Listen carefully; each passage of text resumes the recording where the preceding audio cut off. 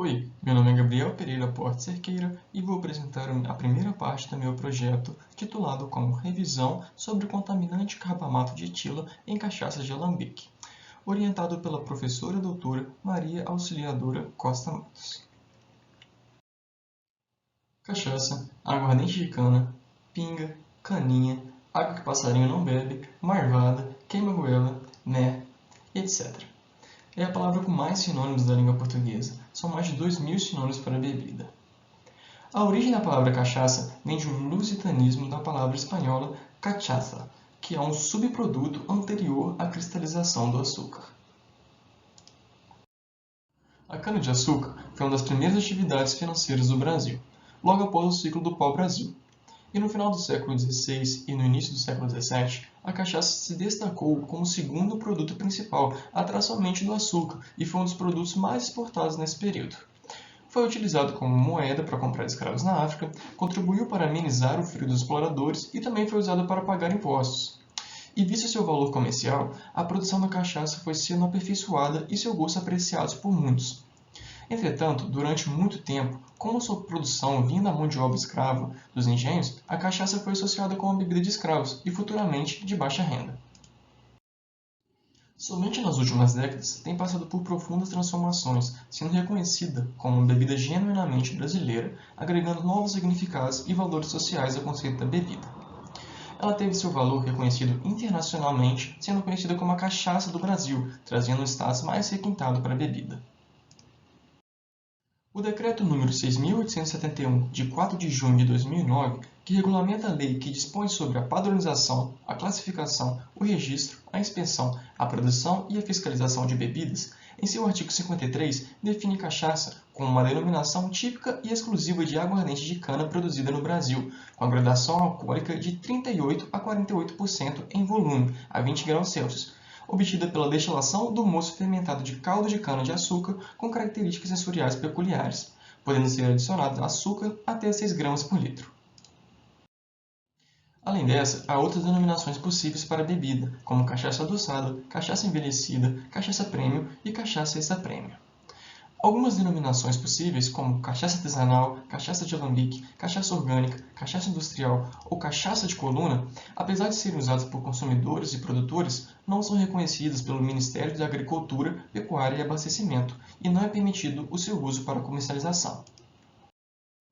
O nome cachaça de alambique ou cachaça artesanal é devido ao método de produção da cachaça, que implica que houve a produção em alambique. O grande diferencial desse método de produção em relação à cachaça produzida industrialmente é a destilação por bateladas em alambiques de cobre. Esse processo favorece a formação de substâncias importantes para agregar aromas e sabores à bebida, e é nessa etapa também que são separadas as frações desejáveis, a cabeça e a cauda, e é conservado apenas o coração, a fração mais nobre da cachaça artesanal. E por se tratar de um processo demorado, primoroso e artesanal, as cachaças presentes nessa categoria têm um maior valor agregado. Um nome que causa confusão é aguardente. Toda cachaça é uma aguardente, mas nem toda aguardente é uma cachaça. A aguardente apresenta um teor alcoólico maior, de 38 a 54% em volume, enquanto a cachaça de 38 a 48%. A aguardente também ela pode ser produzida em qualquer lugar do mundo, a partir da cana-de-açúcar ou de outras matérias-primas, como uva, pera, maçã e etc. Atualmente, a cachaça é o destilado mais consumido pelos brasileiros. É produzida industrialmente e artesanalmente por todo o país, sendo Minas Gerais o estado que se destaca na maior produção artesanal, representando 50% da produção nacional. A produção anual do Brasil é aproximadamente 1,6 bilhões de litros e representa para o mercado um valor de 14 bilhões de reais. Dados do Centro Brasileiro de Referência da Cachaça apontam que a produção da bebida movimenta 7,5 bilhões de reais em sua cadeia produtiva e sustenta 87% do mercado destilado do Brasil. São 30 mil produtores que geram 600 mil empregos diretos e indiretos.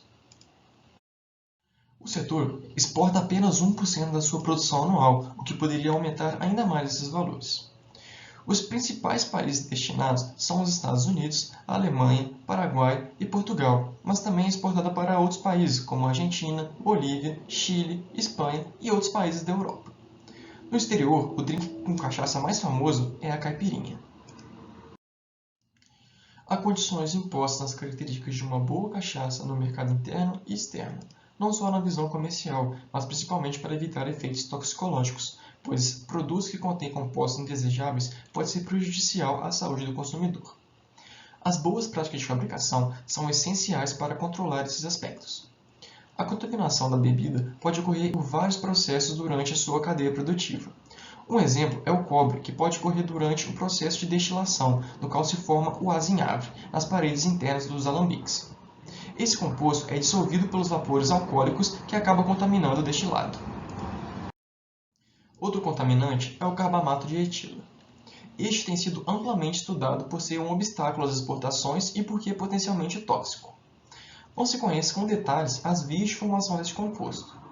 A composição do material ser fermentado e os possíveis precursores presentes no mosto em fermentação podem fornecer diferentes caminhos para sua formação. Um dos caminhos propostos para sua formação é aquele que envolve compostos tendo o íon cianeto. Este íon é formado pela ação enzimática e clivagem térmica de glicosídeos cianogênicos, compostos que podem estar presentes na cana-de-açúcar e que, quando oxidados, formam o íon cianato. O cianato reage com o etanol e forma o carbamato de etila. Outro método é a reação de complexação do cianato com o cobre 2. No Brasil, a presença de carbamato de etila em aguardentes de cana-de-açúcar e cachaça foi regulamentada pela Instrução Normativa de número 13, de 20 de junho de 2005, que determina um teor máximo de 150 microgramas por litro. Inúmeras técnicas têm sido descritas na literatura para a determinação deste contaminante em bebidas alcoólicas. A mais utilizada é a cromatografia em fase gasosa acoplada a diferentes detectores, dentre eles o espectrômetro de massa, por ser mais seletivo, rápido e não requerer a purificação e extração da amostra da cachaça. Com isto, a relevância em analisar a literatura referente às diferentes técnicas aplicadas à determinação do contaminante carbamato de etila, a fim de obter uma visão mais clara sobre as vantagens e limitações das diferentes abordagens e eventual necessidade de avanços nas técnicas disponíveis. O objetivo geral deste trabalho é fazer uma revisão crítica sobre as metodologias de análise do contaminante carbamato de etila em cachaças de alambique. Os objetivos específicos são identificar artigos que tratam do contaminante carbamato de etila em cachaças de alambique, analisar as metodologias utilizadas para a determinação deste contaminante, redigir uma revisão crítica sobre as metodologias analisadas e propor caminhos para os avanços metodológicos relevantes para a área. Para a metodologia, será realizado um estudo sobre os artigos da literatura buscados no portal periódico CAPES. A busca será efetuada na língua inglesa utilizando as seguintes palavras-chave: etilcarbamate, sugarcane spirit, beverage e cachaça. Após a busca, as referências obtidas serão refinadas com base nas principais técnicas analíticas citadas. Também serão utilizados dados do Ministério da Agricultura, Pecuária e Abastecimento e o Ministério da Saúde do Governo Federal do Brasil. A seleção das referências terá como fator limitante a data de publicação, e para as revistas científicas serão considerados artigos a partir do ano de 2010 até 2021. Para a legislação, serão considerados os mais atuais. Junto da leitura dos documentos, serão reunidos os dados para a análise do contaminante. Com isso, serão discutidos os métodos de análise já reportados, com o estudo das necessidades de preparação da amostra, vantagens e desvantagens. Na posse desse estudo, será realizada a análise crítica para identificar as condições em que os diferentes métodos são indicados e as melhores condições das técnicas na determinação, comparando os parâmetros que são exigidos no controle de qualidades imposto pela legislação. Por fim, será realizado uma análise da necessidade do desenvolvimento de novas metodologias analíticas para o carbamato de etila e discutida qual a direção para a área de pesquisa. Espera-se ter como resultados esperados as vantagens e desvantagens dos métodos de detecção e quantificação do carbamato de etila em cachaça de alambique, de forma que seja possível propor um procedimento adequado para a detecção deste contaminante em diferentes condições. Um parâmetro essencial será a comparação das figuras de mérito dos métodos com o exigido pela legislação para determinar qual será o método mais eficiente. Por fim, a revisão proposta vai permitir reunir os dados disponíveis, discutir e redigir uma análise crítica para a determinação do contaminante carbamato de etila em cachaça de alambique. No quadro 1, temos o cronograma proposto das atividades que serão realizadas para a execução deste trabalho, tendo como a busca dos documentos científicos no primeiro e o segundo mês. A leitura dos documentos e o rascunho do texto de revisão serão feitos a partir do segundo e se estenderá até o terceiro mês. A análise crítica dos resultados dos documentos escolhidos e a interpretação e discussão dos resultados serão do terceiro ao quarto mês. A redação do final do trabalho e a entrega do trabalho escrito junto da apresentação serão realizadas ao quarto mês. Gostaria de agradecer à minha orientadora, a professora Maria Auxiliadora, por todo o suporte durante essa etapa, o professor da disciplina Gustavo e todos os outros professores do Departamento de Química.